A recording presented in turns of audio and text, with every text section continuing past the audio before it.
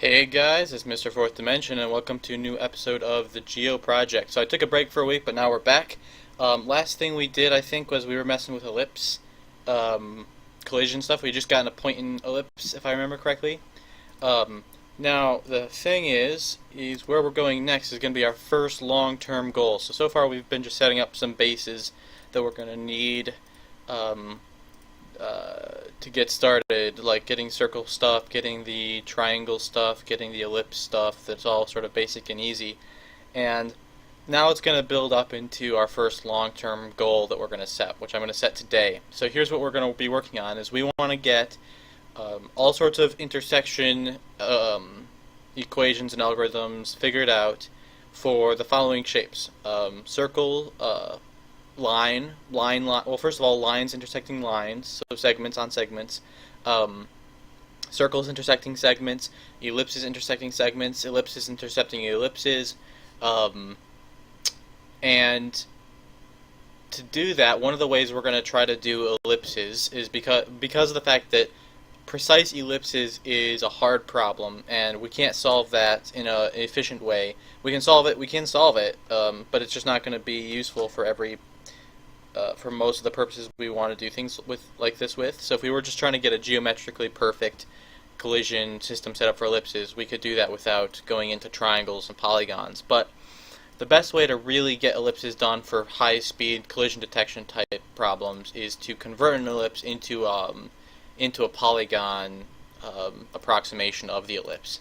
So that's why we have to do polygons. So all of that's going to be encompassed in our main goal of getting to the point of doing ellipse-ellipse collisions. And those ellipses are going to be free to be oriented in any which way they want to be oriented in.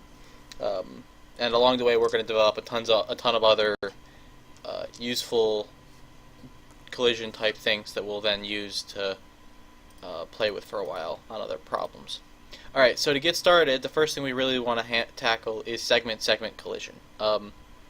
This is not the hardest problem, but it's still a bit hard, so we're going to start with a slightly easier version, and that's going to be collision type geo segment. What did I call this? Segment. The circle. I have a name for it. Circle collision, so it's going to be segment collision. Segment collision, where the first segment and second segment are both just defined in terms of 2 points. Right, this is our big goal. So, let's see, P1, geopoint P2, and then Q1 and Q2 will be the second names.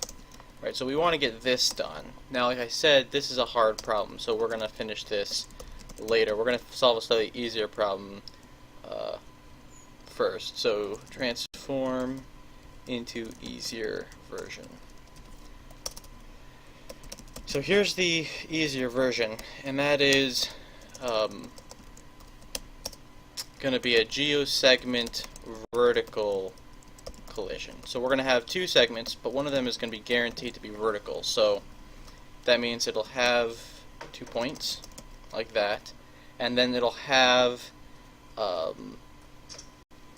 a top and a bottom and an X position for the vertical segment. Now the way we detect this collision is quite a bit easier. Now the other thing we actually should do is, this is not going to be correct for these, because with this, one use of this kind of problem is raycasting, where you want to know how far into the array. Well, you often want to know how far into the array did you collide. So if I have two segments, one of them might be an array that I'm casting to detect collisions.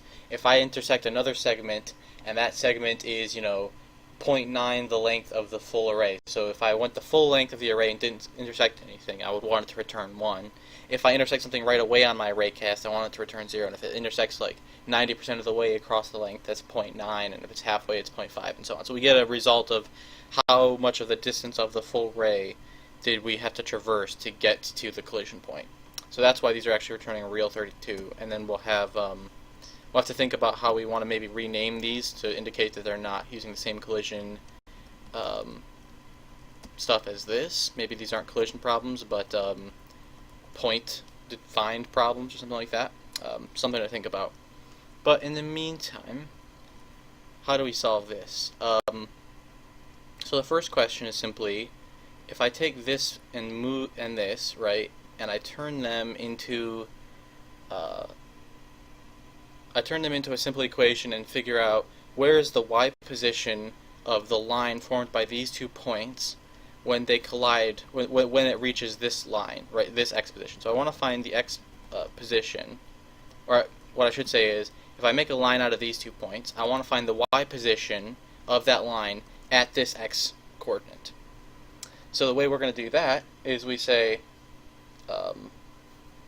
first, let's take a vector. Now, technically, we don't have a vector type, but a vector could just be a type def for the point, because it's going to have the exact same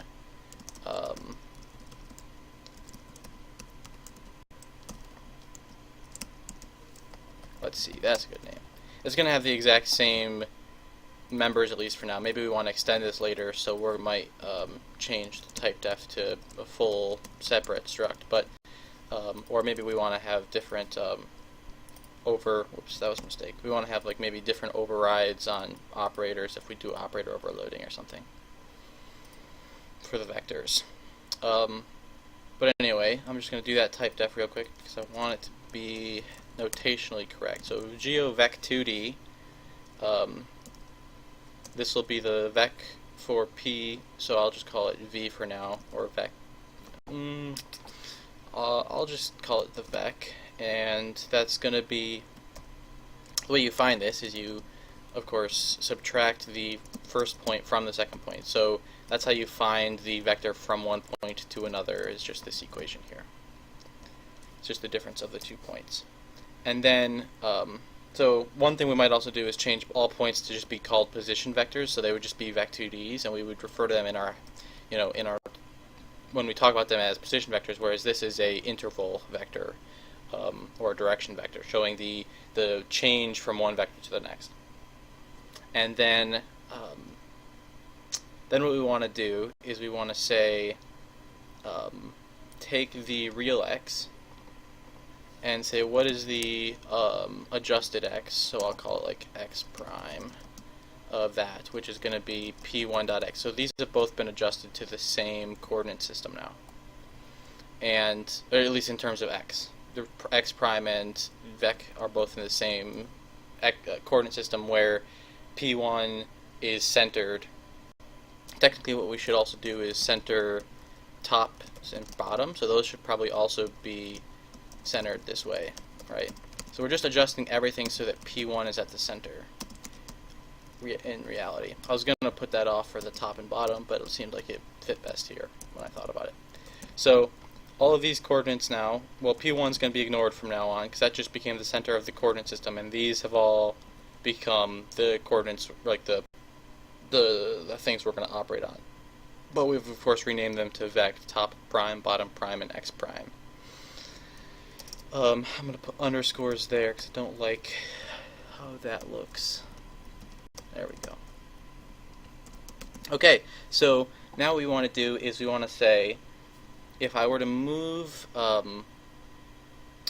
this far along at this much y per x, or technically I should say, if I want to move this far along at this much y per x, right? So that is, say this is like a y of 2 and an x of 1. Then that means that if I have to move to the right 3, then I have to move along this vector by 3 steps of x, which would give me 6 steps of y. And then the question is, after 6 steps of y, am I in between top prime and bottom prime? Alright? And so one thing that might get confusing here is whether we use screen coordinates, which normally are downwards oriented, or if we use normal math coordinates, which are upwards oriented. I'm going to stick to normal math coordinates, and we'll leave it up to people who are doing rendering with the system to convert in their head and in their code to the screen coordinates. But anyway, that means that the top number is a larger number than the bottom number. Okay, so like I said, let's figure out how much y delta we need. So delta y. or maybe just dy. That sort of implies like calculus stuff to me, so I don't want to do it. Technically, this could be called delta x, maybe, right? This is how far to the right we have to go. Nah, delta y is like how far we have to go along the ray from P1 to P2 to get to this x. So that is how if I have to travel x prime to the right, and then I have to, for every x prime to the right, I have to do this much y movement. So if I think about this in terms of dimensional analysis, right? That's what it's called. If this is like a unit of x or a unit of right, and this is a unit of up, then for this is how many units of right we have to move, and for every unit of right, we have to move this many units of up. Or technically, for every unit of right, we have to use this many units of up. So if I multiply and divide this whole thing together, it comes out with the number, the change in y. Maybe I should draw a picture of this next time, because I just realized that description won't make any sense unless you're really quick with your dimensional analysis. But anyway, just trust me that if I have a ray that goes from P1 to P2, if I want to be at this x-coordinate, this is how far up I have to move from the P1 to get there. Now, the final question is, am I between top and bottom? So, if delta y is less than top prime, or should this be less than or equal to? It's always hard to say. I'm going to say less than or equal to. And delta y is less than or equal to bottom prime. So if because we are basically saying casting from the origin since we adjusted the coordinates to P1. So if I have to move this far up, then I want to be in between these two adjusted top and bottom values. And if I am, then what I return is this amount right here, right? Vec.y divided by vec.x, I think. Wait, no, that's not right. What am I talking about? Why can't I think of how to calculate t? What is t? T is the percentage along this length that we went. So if I'm multiplying by x prime, what is x prime? X prime is just this x here. That's not what I want. What I want to know is, given the x prime, what is the t, right? And the answer to that is it's x prime divided by vec.x. I'll explain why in a second.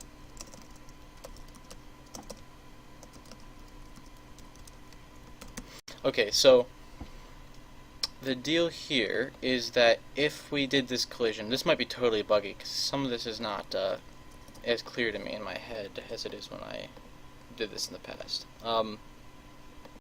But the idea here is if this is the total width of the vector that we're casting along, right? So this vec here extends possibly to the right or possibly to the left some distance. Say it goes 10 units to the right. And x prime is the x-coordinate where we're going to have a collision, or we're testing for a collision with a vertical segment. If this is at like 0.7, then we necessarily must have moved, or not 0.7, if this is at 7, then we necessarily moved 0.7, you know, a proportion of 0.7 of that line forward, right? So that seems right. And then otherwise, we're going to want to do this a little differently. Maybe we return a 0 or a 1 if we hit either of the ends. So we'll do an else here, and we'll say, look, if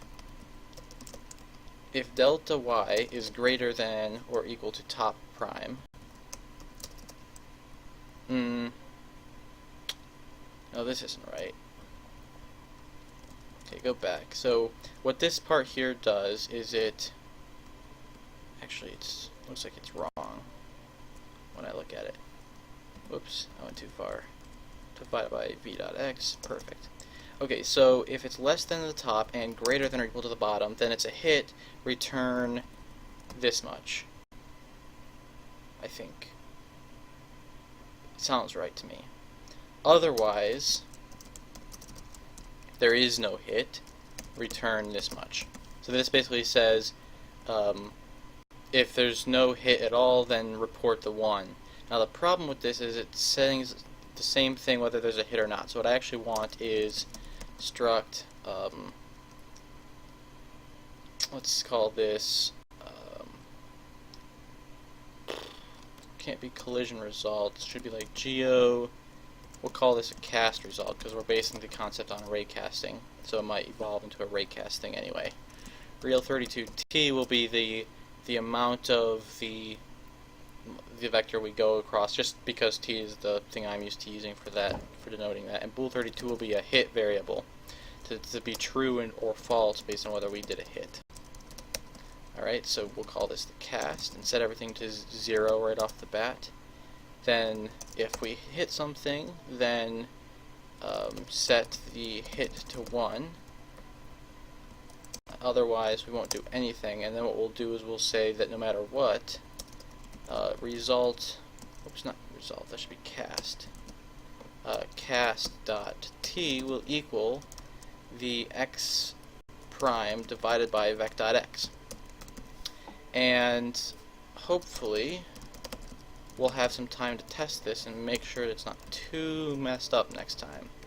Alright, and then after that we'll turn this into a solution for this. Okay, thanks for joining me. See you guys next time.